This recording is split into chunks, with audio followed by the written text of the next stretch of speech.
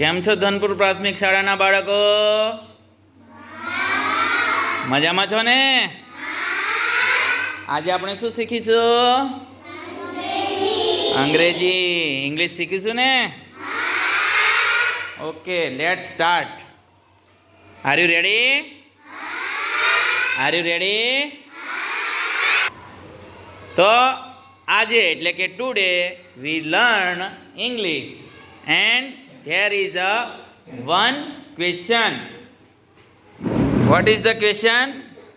Read the passage and answer the question. Okay? તો આપણે આજે શીખી આ ફકરામાં આપણને fun facts about smiling. Smiling એટલે શું? સ્માઇલિંગ એટલે આપણે જે હસીએ છીએ. હસી બતાવો જોઈ. Keep smiling. First of all, we read this paragraph. Okay? I read this paragraph and you listen to me and your eyes on this paragraph. Okay? Okay, let's start. There are 19 different types of smile, but only 6 occur when we have a good time. Smiling can boost your immune system. Smile relieve stress and it is good for health. It is easier to smile than to frown. It takes 13 muscles to smile and about 47 to frown. Babies are born with the ability to smile. Smile like a baby. Okay, સરસ. મેં paragraph વાંચી લીધો છે. બરાબર વાંચ્યો છે ને? અને હવે તમે પણ અહીંયા આપણે બોર્ડ ઉપર પેરેગ્રાફ લખ્યો છે એ પેરેગ્રાફને ધ્યાનથી આપણે જોઈશું. ચલો, અહીંયા લખ્યું છે ધેર આર 19. કેટલા લખ્યા છે? 19 એટલે શું થાય? 19. બરાબર ને? આપણે 1 to 100 જે શીખ્યા છે ને, તો એમાંથી 11, 12, 13, 14, 15 એમાં 19 છે. તો ડિફરન્ટ ટાઈપ ઓફ સ્માઇલ. બરાબર, એટલે એનો મતલબ શું થાય છે કે ત્યાં આપણને જુદા જુદા 19 પ્રકારના ટાઈપ્સ એટલે પ્રકાર. ટાઈપ્સ એટલે પ્રકાર. તો 19 પ્રકારની સ્માઇલના પ્રકાર જોવા મળે છે. બટ એટલે પણ. બટ એટલે ઓનલી 6. 6 એટલે 6 એટલે તો 6 only 6 occur when we have a good time. બરાબર, તો આનો મતલબ એવો થાય છે કે ફક્ત એમાંથી 6 જાતની જે સ્માઇલ છે એ આપણને દેખાય છે. એ ક્યારે દેખાય? જ્યારે આપણને ગુડ ટાઈમ હોય. અને પેલી એડ આવે છે ને બ્રિટાનિયાની, અને હેવ અ ગુડ ડે, અને ગુડ ડે બિસ્કિટ આવે. કયો બિસ્કિટ આવે? ખાધો છે બધાએ ગુડ ડે બિસ્કિટ? એટલે કે ગુડ ડે એટલે કે આપણો જ્યારે સારો દિવસ હોય. કેવો દિવસ હોય? તો જ્યારે આપણો સારો દિવસ હોય અને આપણે ખુશ હોય ત્યારે આ 6 જાતની સ્માઇલ જે આપણે દેખી શકીએ છે. તો બીજું વાક્ય છે smiling can boost your immune system. What is the meaning of immune system? Immune એટલે આપણે બૂસ્ટ વાળી એડ જોઈ છે ને, અને boost is the secret of our energy. બોલો, boost is the secret of our energy. એવી એડ આવે છે. હને, તો એ બૂસ્ટની જે એડ આવે છે એમાં પેલું બોર્નવિટા જેવું પેલું નાખે છે ને ચોકલેટ કલરનું દૂધમાં, અને પીવે એટલે છોકરો તંદુરસ્ત થઈ જાય, દોડે બરાબરનો. બરાબર, તો બૂસ્ટ એટલે વધારવું. બૂસ્ટ એટલે વધારવું. અને ઇમ્યુન સિસ્ટમ એટલે કે આપણી રોગ પ્રતિકારક શક્તિ, રોગો સામે લડવાની જે શક્તિ હોય એને ઇંગ્લિશમાં કહેવાય છે immune system. Smile relieve stress and it is easier to smile than to frown. બરાબર, એટલે કે જે સ્માઇલ છે એ રિલીવ કરે છે. રિલીવ કરવું એટલે છોડી દેવું. શું કરવું? મુક્ત કરી દેવું, આઝાદ કરી દેવું, રિલીવ કરવું.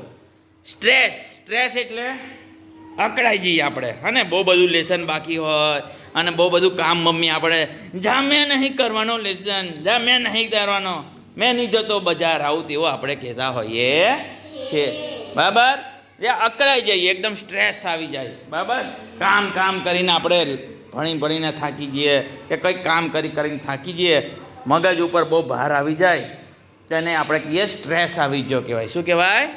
સ્ટ્રેસ.